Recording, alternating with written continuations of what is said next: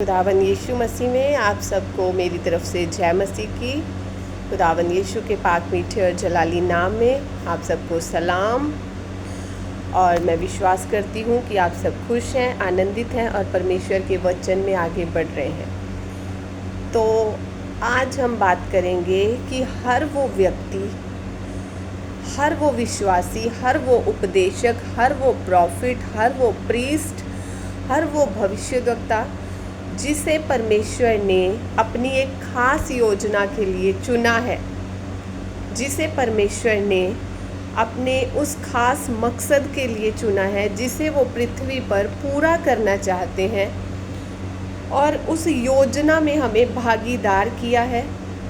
उस योजना को पूरा करने के लिए जिसमें परमेश्वर पिता ने अपने इकलौते पुत्र तक को बलिदान कर दिया, उसके लहू के कतरे कतरे को बह जाने दिया और उस योजना में हम मनुष्यों को उसने सहभागी किया।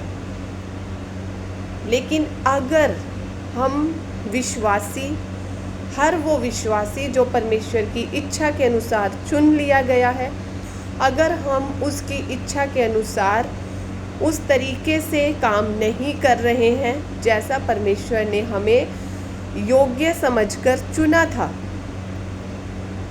अगर हम उस तरह से पवित्रताई में रहकर जीवन नहीं जी रहे हैं, अगर हम अभिलाषाओं से दूर नहीं रह रहे हैं, अगर हर प्रकार के लालच से हम दूर नहीं रह रहे हैं, हर प्रकार के लड़ाई झगड़े से हम दूर नहीं रह रहे हैं, तो परमेश्वर की योजना अधूरी है।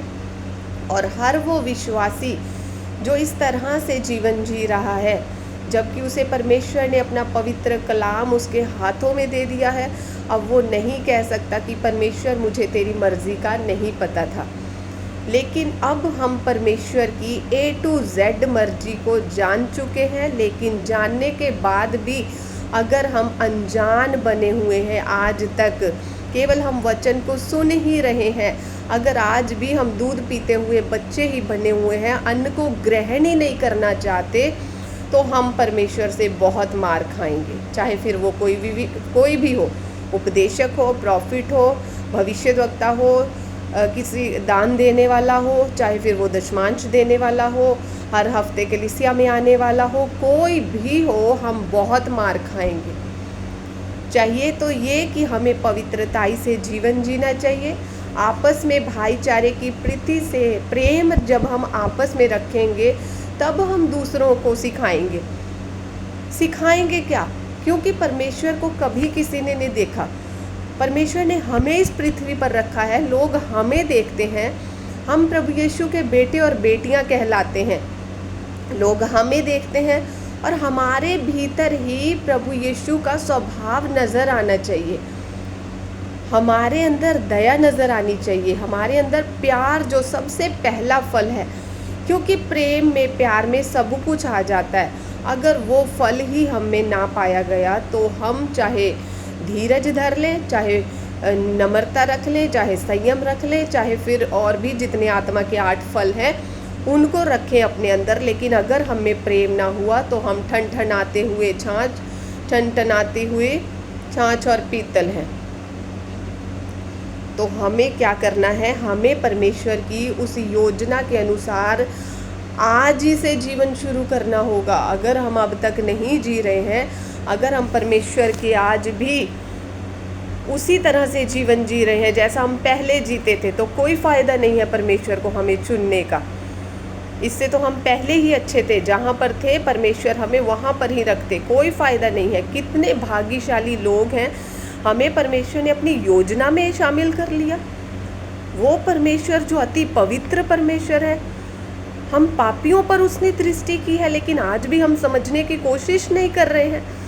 आज भी हम उन्हीं लड़ाई झगड़ों में उलझे हुए हैं, उन्हीं लुच्चपन की बातों में उलझे हुए हैं, वही वे विचार करते जा रहे हैं, वही गाली गलोच करते जा रहे हैं, वही हम ईर्खा जलन कर रहे हैं, वही घमंड की बातें हम में नज़र आ रही हैं।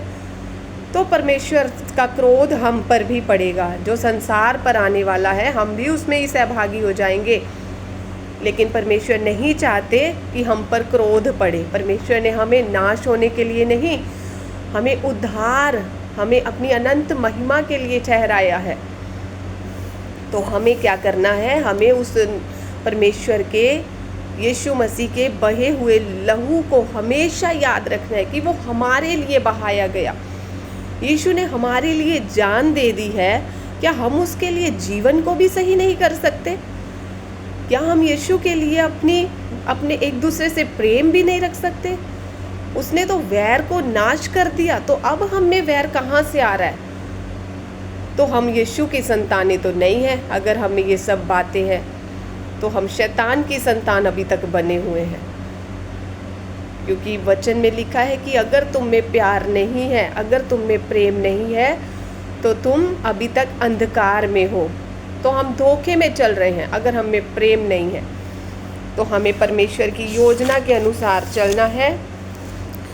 तो इसी बात से मैं विश्वास करती हूँ कि ये वचन